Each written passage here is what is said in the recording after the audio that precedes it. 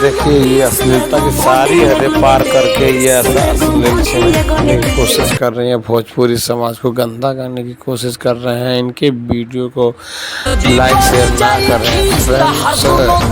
भोजपुरी को बचाना है तो आप लोगों को ऐसे भोजपुरी गाने ना देखें। भोजपुरी गानों के नाम पे ऐसे गाने आप देखते हैं तभी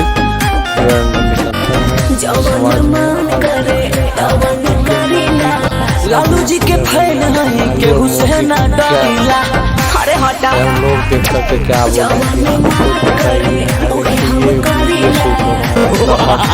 इस तरीके से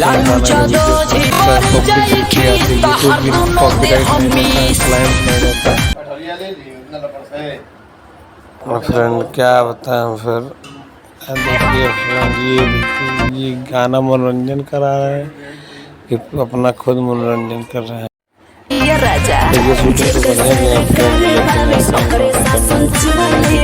तो लालू यादव जी के हैं हम